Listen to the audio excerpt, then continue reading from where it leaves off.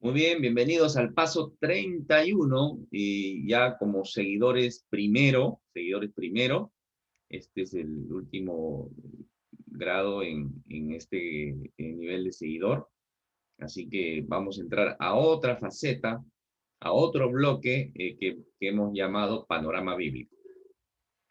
Panorama bíblico, definitivamente estudiar la palabra en un libro nos toma muchos meses incluso estudiar, así que este es un panorama, nomás, este es como tomar un avión y comenzar a pasar por toda la escritura, ¿no? Y ver, así como cuando uno está en avión, ¿no? Mira, ¿no? Mira los ríos, los bosques, la ciudad, los pueblos. Entonces, así vamos a pasar acá este panorama bíblico. Van a haber muchos datos que vamos a obviar definitivamente, y el Señor nos permite estudiar libro por libro después, ¿no? Como lo estamos haciendo con Mateo, ya está en YouTube el estudio de Mateo, y nos tomamos el tiempo que sea necesario para estudiarlo, no nos parametrizamos. Pero acá sí tenemos que cumplir y vamos a comenzar con los 5 primeros libros de la Biblia. Vamos a comenzar con el Antiguo Testamento y vamos a hacer este recorrido. Vamos a comenzar con los 5 primeros libros, que son el Pentateuco. Vamos a pasar luego los libros históricos, los libros poéticos, eh, los profetas mayores y los profetas menores. Los cinco divisiones que tiene el Antiguo Testamento. ¿De acuerdo? Ahí en este gráfico pueden ustedes observar los cinco, siempre la mano. En el Nuevo Testamento también es una mano, ¿ya? Así que es fácil de memorizar. Es más, acá tenemos Pentateuco 5 libros, históricos y profetas menores son 12 libros. De ahí poéticos, ¿no? Poéticos o sapienciales también, ¿no? Sapienciales, de sabiduría. También se conocen estos 5 libros. Poéticos o sapienciales, son 5 también. Profetas mayores, 5 también. Ya, un dato ahí, profetas mayores, profetas menores, no es que estos profetas mayores sean superior en alguna manera en jerarquía que los profetas menores. No es un tema de jerarquía, es un tema de volumen de libros nada más, ¿de acuerdo? Profetas mayores, ¿por qué? Porque sus libros son más voluminosos, ¿no? Tienen más capítulos, tienen más volumen. Los profetas menores son libros cortitos, por eso simplemente esa es la diferencia, ¿de acuerdo? Ahí está un dato para ustedes, estudiosos de la escritura. Ahí salió un plus. Muy bien. El Señor Jesús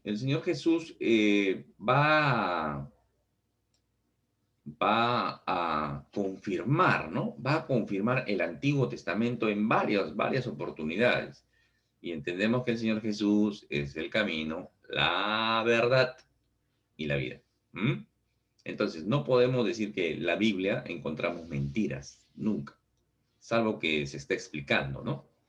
Pero decir que Dios dice mentira es contraproducente, ¿ya? Es contraproducente porque Dios es verdad. ¿Mm? Y por eso nosotros los cristianos no debemos mentir, o no mentimos, o no debemos. ¿Mm? Entonces, el Señor Jesús confirmó estos hechos históricos. Por eso que es importante, mis hermanos, porque en los años 50 surgieron unos teólogos, los que van a denominar lo que se conoce como la alta crítica. ¿Ya? Estos teólogos, para mí, entre comillas, mis hermanos, ¿ya? Porque trataron de quitar toda la parte sobrenatural de Dios, de la escritura, ¿no? Uno es más lo va a llamar, ¿no? La desmitificación de la Biblia, ¿no? Todo lo que le parecía milagroso lo sacaba. No, esto no, esto no, esto no. Entonces, hay que tener bastante cuidado con eso. Por eso que en el Nuevo Testamento el Señor Jesús, por ejemplo, habla de Adán y Eva, ¿no? Que fueron creados.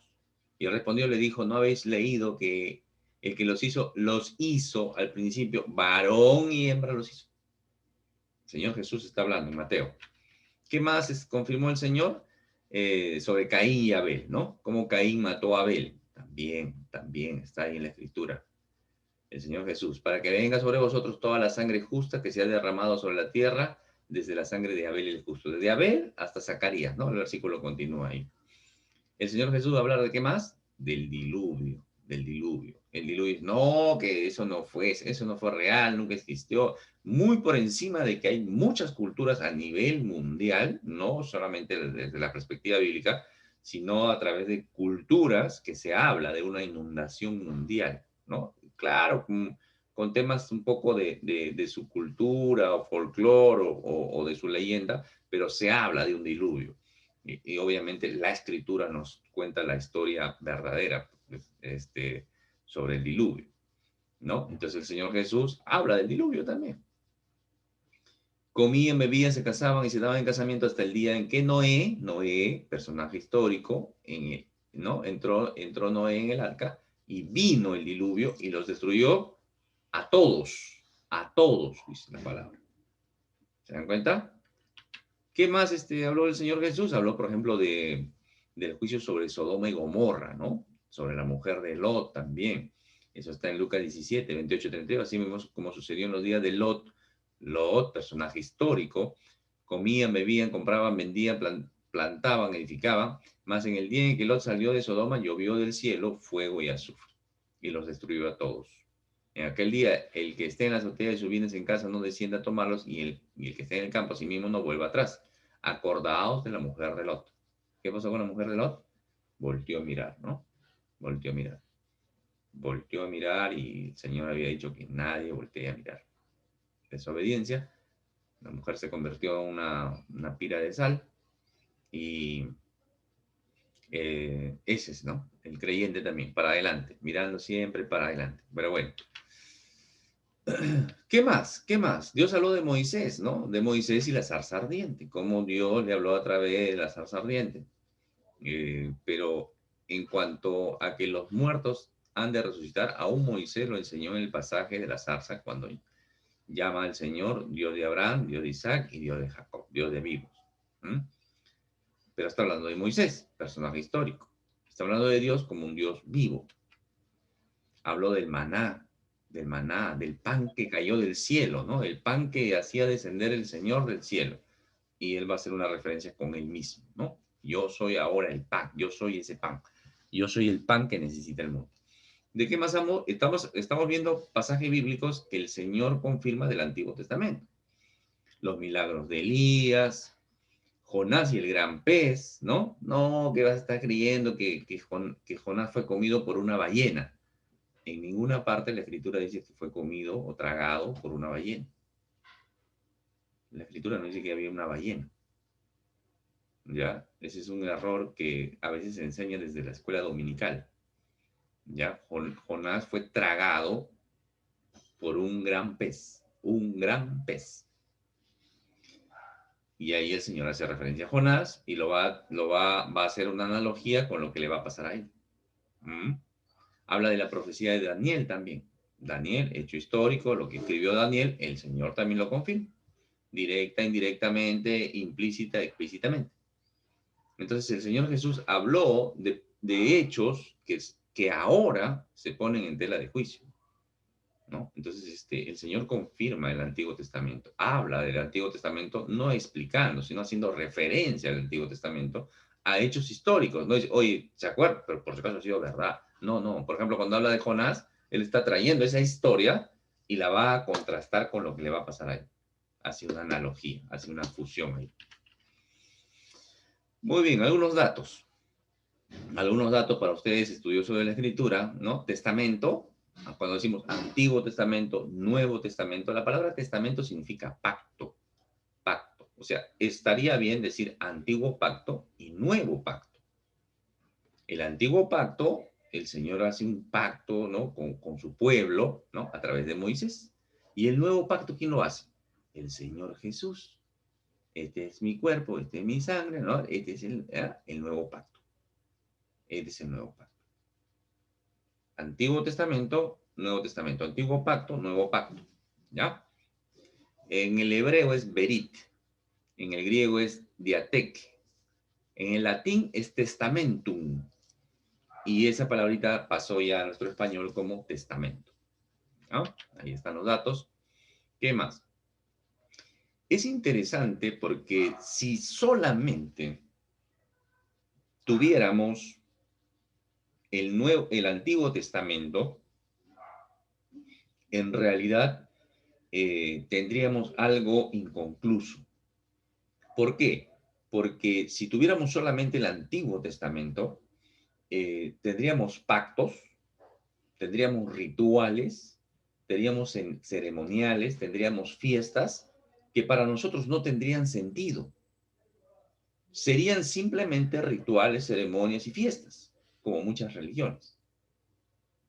O sea, tuviéramos solamente eso y decía, ¿pero para qué? ¿Para qué se haría esta ceremonia? ¿Para qué se haría este ritual de sacrificar al cordero? ¿Para qué se haría esto? ¿Para qué? No tendría sentido. Por eso es que el Nuevo Testamento, en el cumplimiento en Cristo, le da sentido a todo lo que Dios había establecido en el Antiguo Testamento. Interesante, ¿sí o no? Y ahí es donde se completa y se comprende toda la revelación de Dios. Dios, cuando revela, se comienza a revelar progresivamente. Trata de una manera con Adán, trata de otra manera con Noé, trata de otra manera con Abraham, con Adán, con Abraham, con Moisés. Trata de diferentes maneras. En la iglesia también. Trata de una manera diferente.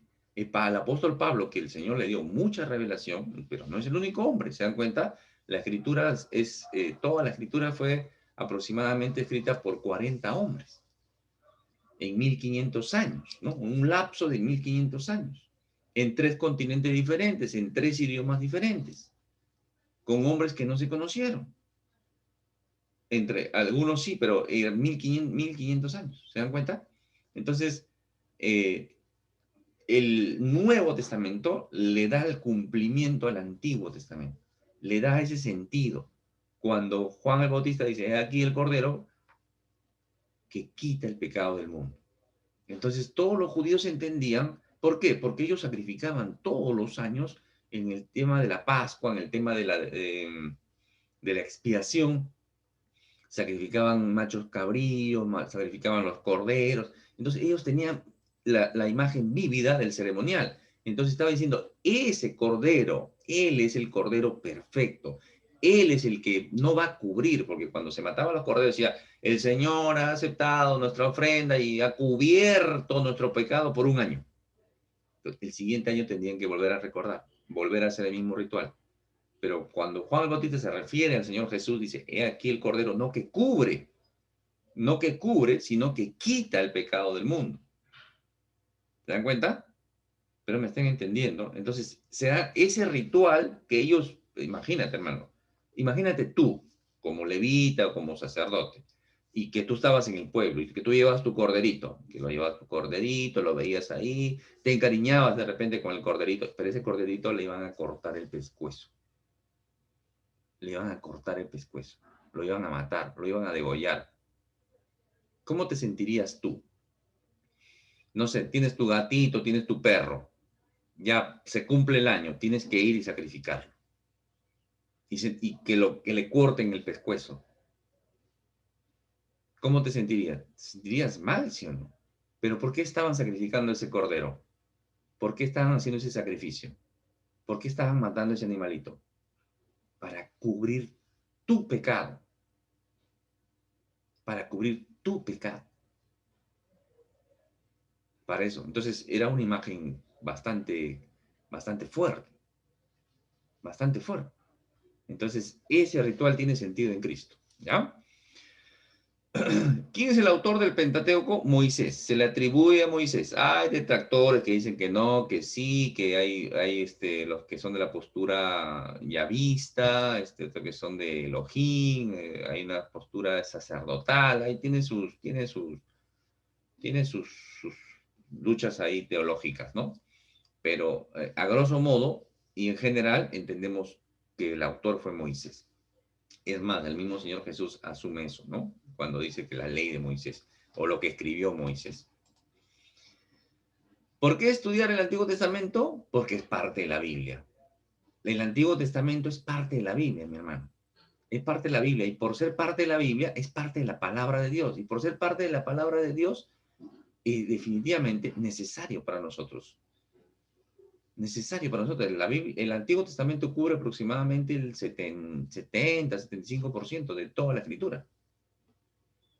Y lo otro es entender el carácter de Dios. En el Antiguo Testamento, mis hermanos, vemos a Dios y entendemos su carácter porque vemos los juicios. Hay hermanos que a veces me preguntan o me comentan, me dicen, pero a veces leo el Antiguo Testamento y me horrorizo porque tanta masacre, tanta matanza, hombres, mujeres, niños, ¿no? Vemos el juicio de Dios en acción, hermano. Vemos el carácter de Dios, las consecuencias del pecado. Cuando dice este pueblo de Canaán, ¿no? Yo lo voy a sacar, lo voy a destruir. Yo lo voy a destruir. Pero cuando su pecado llegue al pico. O sea, el Señor es tan paciente, ¿no? Que van pecando, van llegando, y llega un momento que dice, ya no, fuera de acá. Y con el mismo pueblo de Israel, igualito también. Porque el pueblo de Israel vuelve a caer en los mismos errores que cometían los paganos de Canaán. Y el Señor trae juicio sobre ellos con el imperio asirio, con el imperio babilonio. Después les toma cuenta a ellos también. Pero usa a esos pueblos para traer juicio. Los juicios de Dios se ven en el Antiguo Testamento, mis hermanos. Ahora estamos viviendo, si nosotros tuviéramos el tiempo del Antiguo Testamento y pudiéramos ver, Dios también ejerciendo. Y de una u otra forma ejerce juicio ahora con estos temas, como la pandemia. ¿Se dan cuenta? Espero que estén captando la idea, pero estamos en un tiempo de la gracia. Estamos en un tiempo de la iglesia, un tiempo que el Señor no está haciendo juicio. Pero llega un momento en que dice, ya, hasta acá nomás. Se acabó el asunto. Hasta acá nomás. Y vendrá el tema del juicio nuevamente. Eso es lo que no entiende la gente. Eso es lo que no entiende. Y hay muchos creyentes hacen esa diferenciación entre el Dios del Antiguo Testamento y el Nuevo Testamento. Creyentes, ¿ah? Antiguo Testamento como que son dos dioses diferentes. El Dios del Antiguo Testamento es sanguinario, cruel. Y el del Nuevo Testamento es amor, paz, misericordia. Y a veces en ese afán se hacen malas enseñanzas.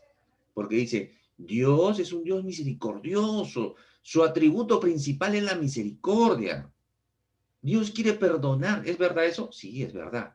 Pero puede ser que estés enseñando un falso evangelio. ¿Por qué? Porque Dios también es justo. No hay prioridades, no hay prioridades. Está filtrando, ya. No hay prioridades dentro de los atributos de Dios. O sea, no que Dios tiene el atributo número 1, el amor.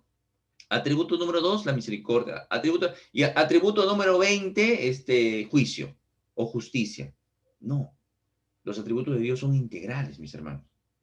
Son completos. Toda la gloria de Dios es la sumatoria, por decirlo de alguna manera, o el conjunto de atributos de Dios. Y yo no puedo decir eso, estaría cayendo en el error de decir, no, Dios es amor y nos va a perdonar a todos. No, no, no es así. Si tú no te arrepientes y no vienes a Cristo, no te va a perdonar. No va a haber misericordia para ti. Hay misericordia para el que se arrepiente. Pero bueno, entonces hay que entender eso por eso es importante entender el Antiguo Testamento porque nos hace comprender y conocer el carácter de Dios. ¿Por qué más? Porque es la raíz esa es la raíz del tronco del Nuevo Testamento.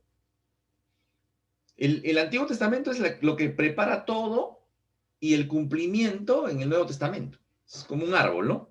Un árbol no puede estar parado en el vacío, no, tiene que tener raíces fuertes y entender eso. O sea, no puedo entender el Nuevo Testamento, la obediencia a Dios, si no comprendo la raíz, la esencia. Por eso que hay muchas personas que se quedan en la raíz y son sectas que se quedan en la raíz. Y dicen, no, hay que cumplir los 10 mandamientos. Dice, nadie puede cumplir los 10 mandamientos, mi hermano. Amigo, tú que me estás viendo de repente, nadie puede cumplir los 10 mandamientos. Que entonces no lo cumplo. No está diciendo eso tampoco. Entonces, ¿qué hago? ¿Cumplo o no cumplo la ley? Tú cumples la ley en el espíritu. Es como, a ver, un ejemplo para comprender esto. ¿Tú ahora meterías el dedo en el tomacorriente? Ninguno, ¿no? Ningún adulto que me esté escuchando, viendo este video o este estudio, va a meter el dedo en el tomacorriente, ¿sí o no? Nadie mete el dedo en el tomacorriente, ¿sí o no? Sabe que se electrocutaría. Pero ¿dónde lo aprendió? ¿Cómo lo aprendió? Desde pequeñito, desde niñito. Oye, por si acaso hay electricidad, tú metes el dedo, un clavito, algo, y te puedes morir. Y cuando ves un niñito que está metiendo algo ahí, ¿no? Oye, va, le llamas la atención, ¿no? Pues se puede morir, electrocutado. Entonces, ese aprendizaje le valió para que cuando sea adulto ya entiende cómo se mueve este mundo. Entonces, así es el Antiguo Testamento y la ley. Tenemos que cumplirlo, por supuesto. Por supuesto que tenemos que cumplirlo y esforzarnos, pero no estoy sujeto a que tengo que cumplirlo para alcanzar a Dios, porque no es la manera que puedo alcanzar a Dios, en el cumplimiento de la ley. En eso fallan los judíos. Ellos creen que cumpliendo las leyes de Dios, que son 317, unas buenas, otras malas, y hacen una serie de cosas, y creen que cumpliendo eso pueden alcanzar a Dios, y ese es un error. Nadie puede alcanzar a Dios. La ley solamente muestra nuestra incapacidad. La ley lo que muestra es nuestra incapacidad de alcanzar a Dios. Era nuestro ayo. Dice, esto es el libro en el Nuevo Testamento que nos ayuda a comprender esto que les estoy diciendo ahorita, es el libro de Gálatas.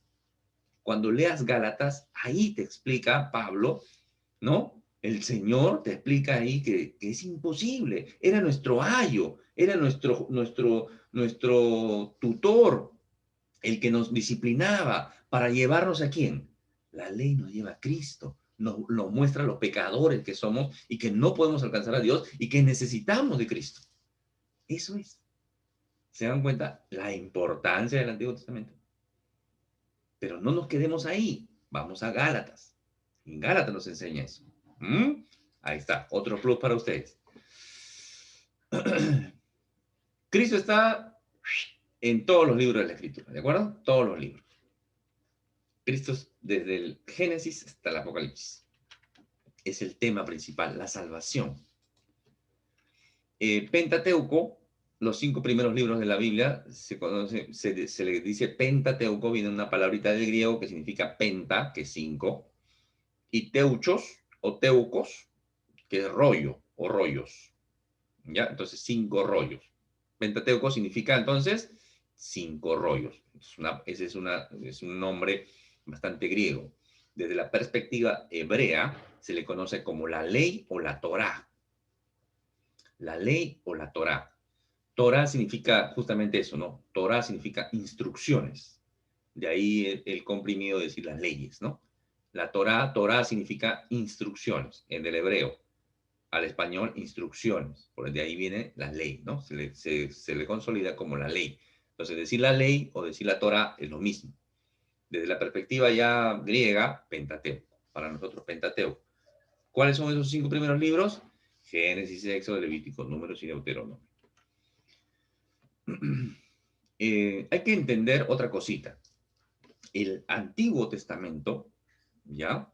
Desde el canon hebreo, el canon hebreo, que son, el canon hebreo que en realidad son 24 libros, cuando pasa a ese canon hebreo, nosotros lo pasamos a nosotros como iglesia, como cuerpo de Cristo, pasa como 39 libros, ¿ya? ¿Por qué? Porque se divide, ¿no? A ver, vamos a explicar acá. El Antiguo Testamento, o el canon hebreo, o la Biblia de los judíos, por decirlo de una manera, es la Tanaj, la Tanaj, la Tanaj, ¿ya? La Biblia hebrea, la Biblia de los judíos, estaba en rollos, etcétera, etcétera, ¿no? Esos libros, todos esos libros, eran la Tanaj, estaba dividido en 3. Estaba dividido. ¿Nosotros en cuánto le hemos dividido el Antiguo Testamento? En 5, ¿sí o no? Ya. Pero el canon hebreo, que nosotros lo hemos aceptado, lo hemos asimilado, lo divide en 3 partes. Lo divide en este bloque de la ley, los profetas y los escritos. Esas son las 3 divisiones que tiene el canon hebreo, ¿ya? Que se conoce para los judíos la Tanaj. Tanaj. ¿Ya? ¿Por qué se le conoce como Tanaj? Es la compresión, ¿no? Esta Ta viene de Torah. Ta viene de Torah. Profetas, ley ya dijimos que es Torah. Profetas en el hebreo es Nevim. Nevi es profeta, ¿no? El in, ya expliqué alguna vez, es como la S para nosotros. Entonces, cuando yo digo Nevim, estoy diciendo profetas en plural, ¿de acuerdo? Entonces, esta ne va acá, de la Tanaj, viene acá, Tanaj, y la H o la KH, como acá, Tanaj, Tanaj, ¿ya? Viene de Ketuvim. Escritos significa Ketuvim. Ketub es escrito. El plural, el in, en el hebreo, ¿ya? Ketuvim, escritos. Esas son las tres divisiones que tiene la Tanaj. Para nosotros, el canon hebreo. ¿Ya? Ellos lo han conservado, es decir, no hay otros libros más. ¿Ya? No hay otros libros más acá. Por ejemplo, en el canon hebreo no está Ruth, no está Tobías, no está ¿cuál es el otro? Macabeos, primera y segunda Macabeos, no está. ¿Ya? Solamente estos 24 libros que para nosotros son 39. ¿Por qué? Porque hay divisiones acá. En el canon hebreo, Samuel no está dividido en el libro 1, libro 2, solamente Samuel, solamente Reyes, solamente Crónicas. ¿Ya? Cuando el Señor, por ejemplo, leíamos un versículo que hablaba de Abel, ¿no? La sangre de Abel el justo y de un sacerdote que había sido asesinado, Zacarías, está cubriendo toda la Tanaj. Está diciendo el Génesis, ¿cuál fue el primer justo en ser asesinado? Abel. Acá, Génesis. Y el último justo en ser asesinado bajo la escritura, el último justo es Zacarías, ¿no? Junto al templo, dice, junto al templo. Y esa historia está en Crónicas. El último libro de la Tanaj en los escritos, en la Tanaj, en el canon hebreo, es Crónicas. ¿Ya? Si ustedes se dan cuenta, el orden es diferente.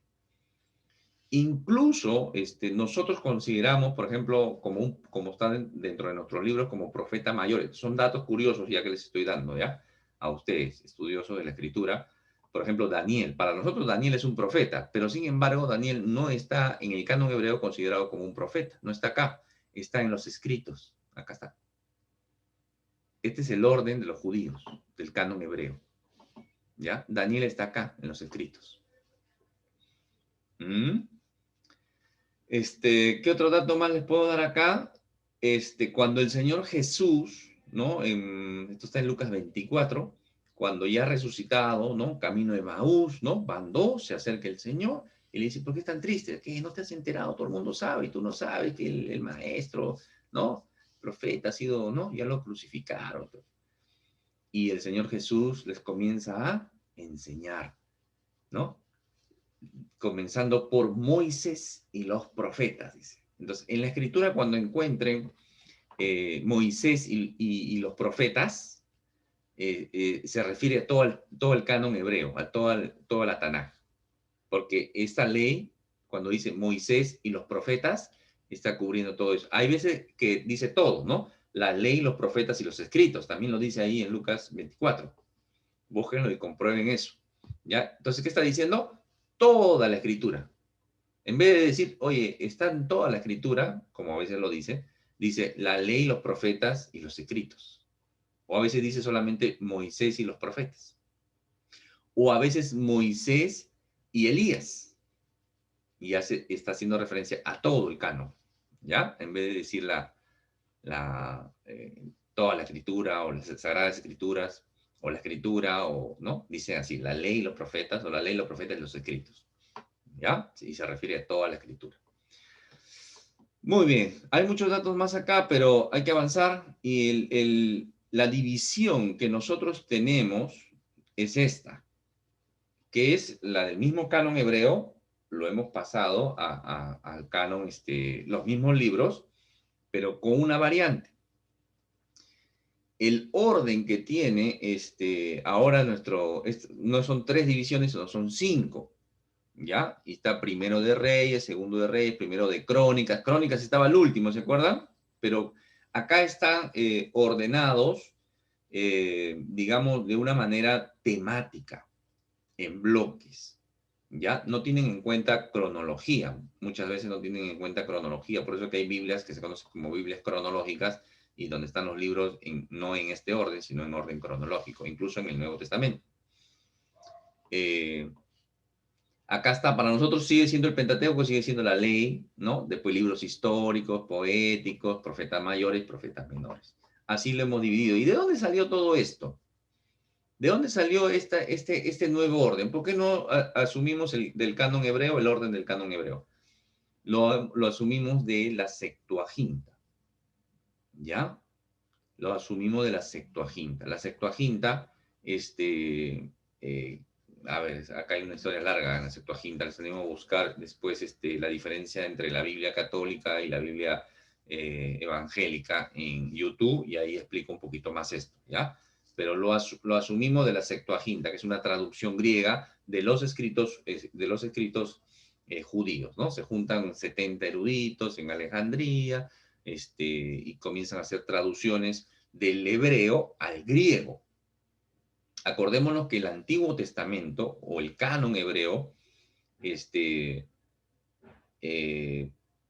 está en hebreo, está en idioma hebreo. Entonces, como en el año 250 más o menos, los generales de Alejandro Magno, que asumieron también esa idiosincrasia de lo cultural, dan esa orden, ¿no? Traducir estos escritos religiosos al idioma que era del momento, que era el griego.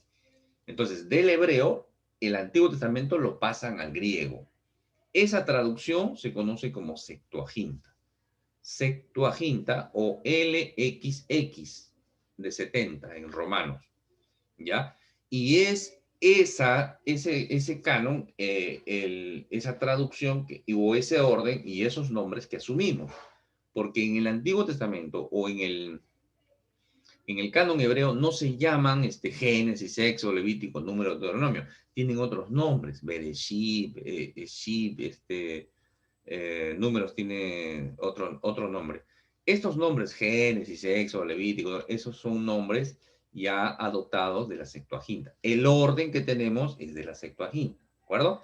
Pero son los mismos libros del canon hebreo. La Septuaginta tuvo un problema, que no tenían en cuenta el canon. No les importaba a ellos si cuáles son inspirados, cuáles no son inspirados. Ellos querían traducir lo máximo libros. Y ahí es donde se filtran los libros de Ruth, de Macabeo, de Tobías, ¿ya? Ahí es donde se filtran esos libros, ¿ya? Muy bien, busquen el estudio, ahí está en YouTube. Entramos ya al Pentateuco, en Génesis. Génesis del 1 al 11 trata de la creación, básicamente de la creación, ¿no? La historia de la creación, la caída, sus consecuencias, el diluvio y el nuevo comienzo con Noé. Estos primeros 11 capítulos los vamos a entender así. Los siguientes capítulos, del 12 al 50, trata de los patriarcas. Trata de Abraham, de Isaac, su hijo, de Jacob, su hijo, y José.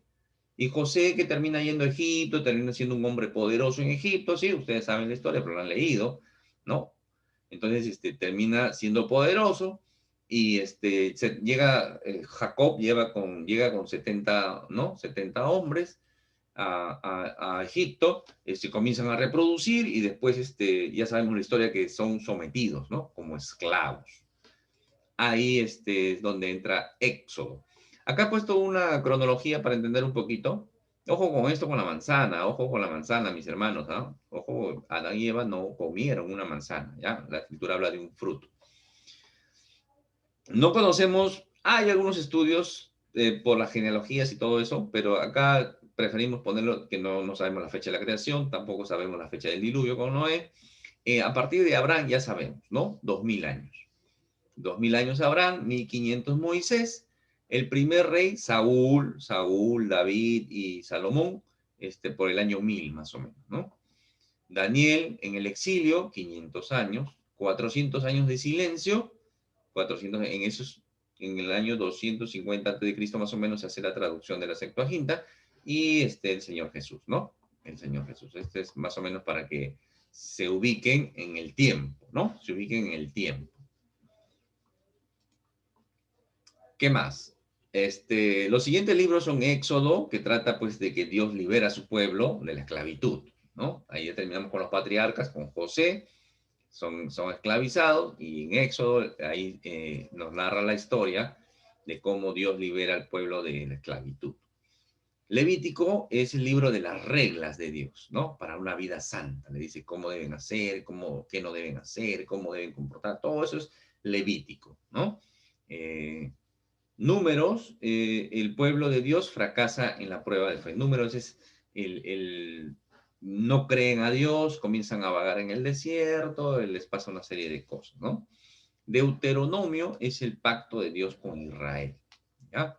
Entonces, acá hay un gráfico más o menos que nos ayuda a comprender la historia, ¿no? Cuando sale Abraham, por ejemplo, ¿no? Desde Génesis, sale de Ur, se viene por acá, Arán, todo esto pasa en Génesis. Génesis, Éxodo, ¿dónde está? Éxodo es acá en Egipto. De Egipto los libera, vienen al monte Sinaí, reciben la ley, ¿sí? ¿Se acuerdan? De Moisés y todo eso.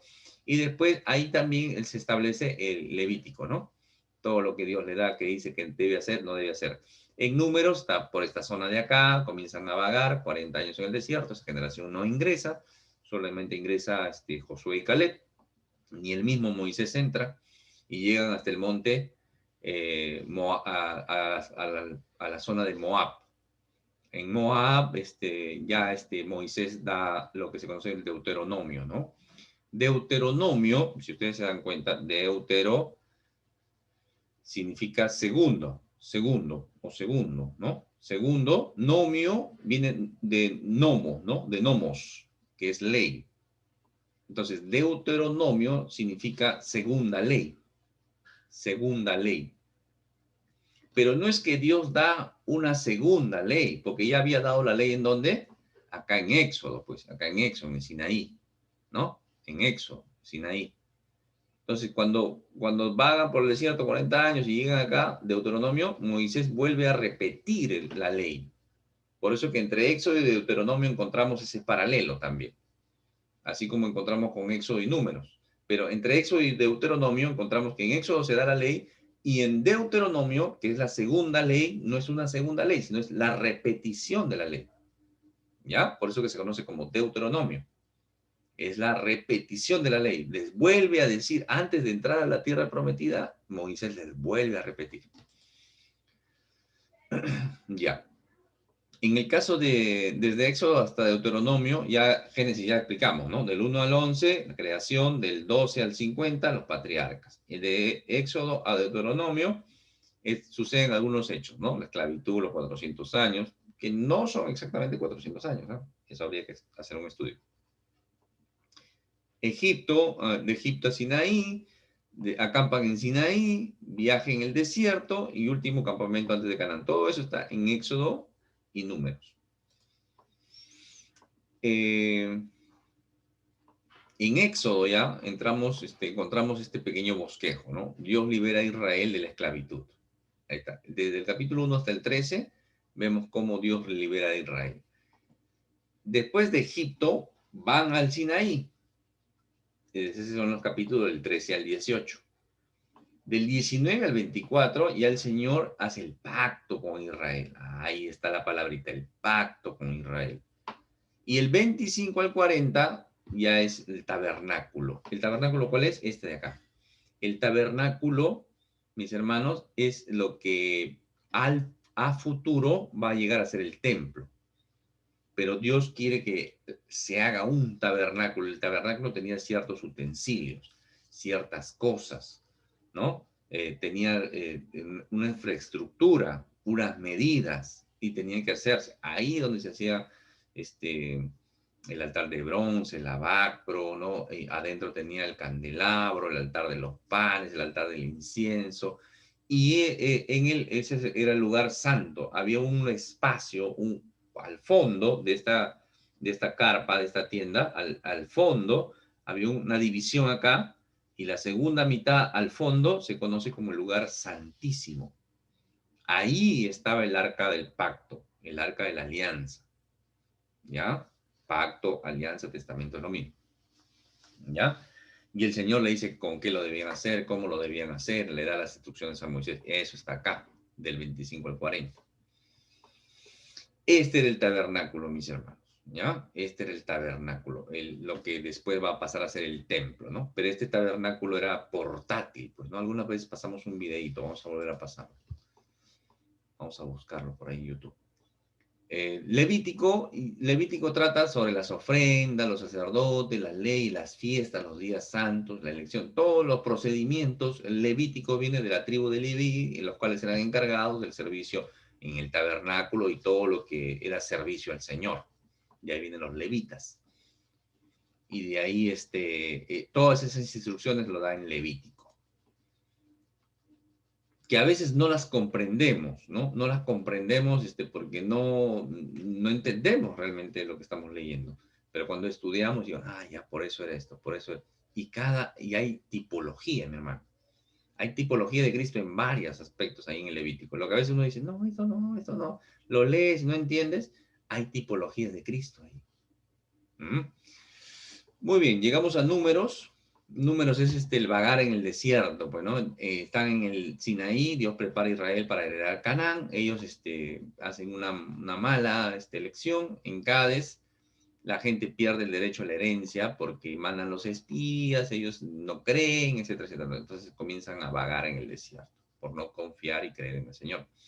En Moab, Dios prepara una nueva generación para poseer Canaán, ¿no? Ahí Josué se va preparando, una serie de cosas. Ahí es interesante esta historia del vagar en el desierto y esos números, ¿ya? Números, las tribus, las 12 tribus. Había una disposición, hermano, no es que cada quien hacía su carpa como le daba la gana, ¿ya? Las tribus estaban organizadas de acuerdo al tabernáculo, que era el centro, ¿no?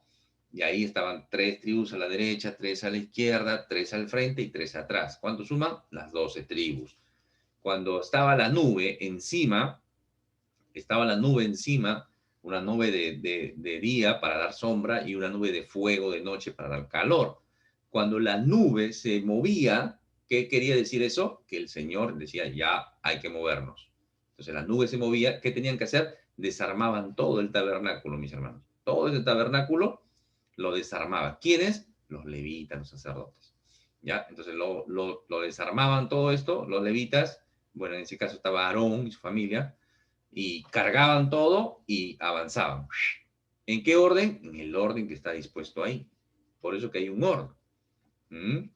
Y este es interesante, muy, muy interesante. Llegamos a Deuteronomio, el quinto libro, y en Deuteronomio vamos a encontrar tres discursos. Tres discursos. Algunos van a decir que son 4 discursos de Moisés, ¿ya? Pero vamos a considerar 3 discursos en el cual Moisés habla sobre la historia. En el segundo discurso, ¿no? O mensaje, habla de la ley y el amor. En el tercer discurso, habla de bendiciones y maldiciones. Hay una repetición de la ley. El Señor le dice, y Moisés hace algo bastante gráfico, mis hermanos, porque había un valle, ¿no? Estaba el monte Carmelo y el monte Ebal, si mal no recuerdo. Entonces, ya había un valle. Entonces, pone unos voceros en ambos lados. En la cima de cada monte, pone voceros. Los de esto, y el pueblo estaba en el valle. El pueblo estaba abajo, en el valle. Y los voceros, estos mencionaban las bendiciones y estos mencionaron las maldiciones. Eso está en Deuteronomio a partir del 27, 28 hasta el 30. Ahí está, justamente, acá está. 27, 28 y 30, ahí está. Las bendiciones y las maldiciones. Y el pueblo que dijo al final, amén. Y por eso que Moisés les dice, yo he puesto delante de ustedes la vida y la muerte, la bendición o la maldición. Ustedes elijan. Ustedes elijan. Y dentro de las maldiciones, mis hermanos, yo tengo un estudio sobre tus misericordias son nuevas cada mañana, que a veces nosotros decimos qué bonito mensaje, qué bonito versículo, pero no conocemos el trasfondo de eso, también lo voy a compartir. Es que dentro de las maldiciones se dice que si ustedes caen en la idolatría, se apartan de Dios, ustedes mismos se van a comer a sus hijos. Se van a comer a sus hijos. Y esa maldición llega a pasar, mi hermano. Esa maldición llega a pasar en Lamentaciones, cuando el Imperio Babilonio sitia Jerusalén, y sitiar era rodear, ¿no? Sitiar es rodear una ciudad, corta de ingreso y suministro, nadie entra, nadie sale, entonces la gente adentro, ¿qué hace? Se comienza a desesperar, se acaban los suministros, se acaba la comida, se acaba el agua, ¿y qué hacen? Comenzaron a comerse entre ellos, a sus hijos. Eso pasó un par de veces en la Escritura, una de ellas es esa. Jeremías en Lamentaciones lo va a detallar. Y el Señor lo había advertido. Es, qué importante leer Deuteronomio, ¿se dan cuenta? Es importante, mis hermanos. Dicen, no, qué aburrido, ¿eh? No entiendes porque no conoces la escritura, porque no conoces el contexto, porque no sabes lo que pasó después. Puedes decir, porque no conocemos a Dios. No conocemos a Dios porque no leemos el Antiguo Testamento. Dicen, no, Dios malo, malo es, sanguinario. Pero Dios había advertido. Y Moisés, ¿qué dijo? He puesto la vida y he puesto la muerte. Y la gente elige la muerte. Un problema, un problema. Bueno, terminamos esta parte, mis hermanos, con algunos principios éticos, ¿no? Del Antiguo Testamento, ¿no? Sobre la adoración, el amor al prójimo, la seguridad de la persona, ¿no? Muchas constituciones, los primeros versículos hablan de la importancia de la persona, ¿no? Ya Dios lo había establecido. Ahí está la referencia bíblica sobre el falso testimonio. Qué fácil es dar falso testimonio. Acá donde nosotros vivimos no hay pena por perjurio, por ejemplo, ¿no? Cuando dice, pone la mano sobre la... ¿Dónde está mi Biblia? Está lejos. Uno pone la mano sobre la Biblia y dice, jura decir la verdad, toda la verdad, y acá rejura y recontrarrejura, pues, ¿no? Pero hay países donde tú juras decir la verdad con la mano en la Biblia, y si se detecta que es mentira, te vas a la cárcel. Y así debería ser en todos los países. Hay tanto falso testimonio, ¿no? Muchas mujeres que se aprovechan de su condición de mujeres y a veces la ley aprueba cosas injustamente. Bueno, la justicia es ciega, dicen, ¿no? Pero es así. Amparado en base a un falso testimonio. Entonces, debería haber cárcel para todo aquel que se le detecte que es mentiroso en un juicio. Y siempre, ¿no? Acá nosotros vivimos, no hay pena por perjurio. Cuando alguien jura falsamente, poniendo su mano en la palabra de Dios. ¿Mm? Sobre las mujeres, ¿no? No, que la Biblia es machista, que machista, que machista, que machista, que machista. Las mujeres tenían sus derechos, su cuidado, su protección. Había castigos también para el crimen.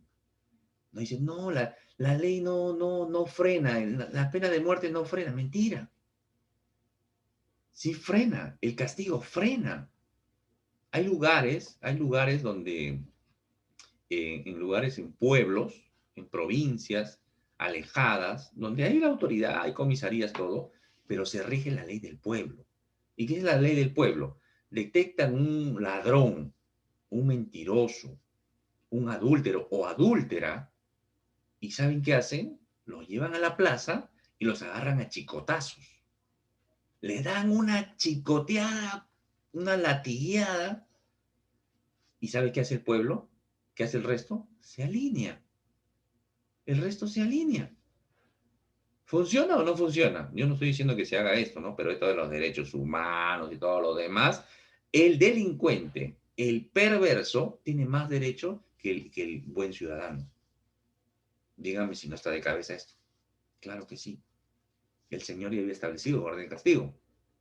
El ojo por ojo, diente por diente, no era, ya, tú me sacaste un ojo, yo te saco un ojo también. No, era para que sea un castigo justo. Pues, ya tú me mataste mi vaquita, yo te mato 5 vacas, pues. Eso no era equitativo.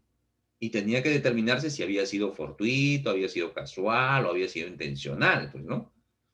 Entonces, eso se da. Para eso es el ojo por ojo, diente por diente, es para igualar y no o abusar el castigo o la condena. ¿Mm? Qué interesante, Dios.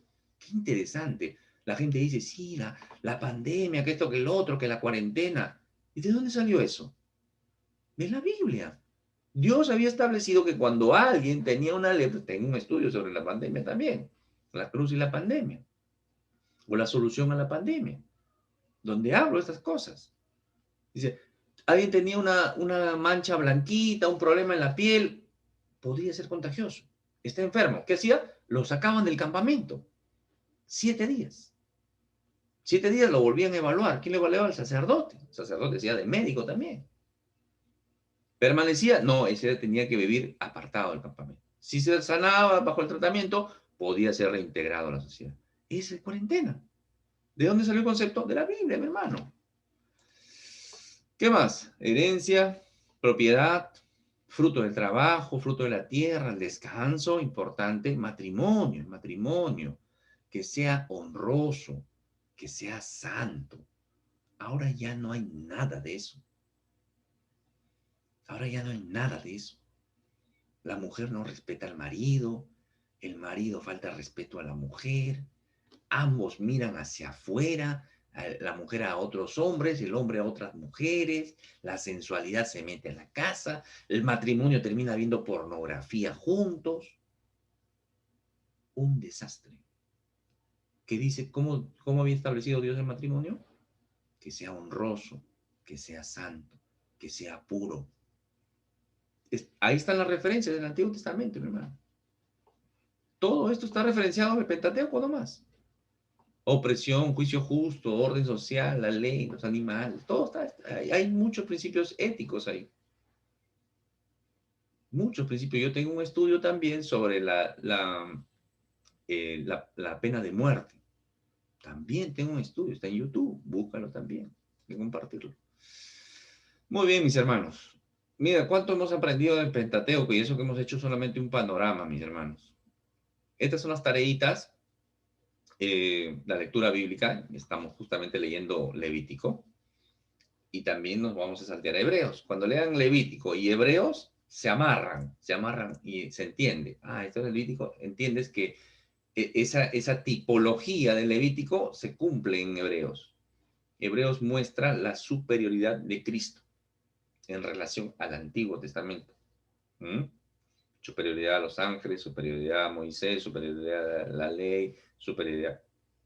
Eso es lo que hace Hebreos.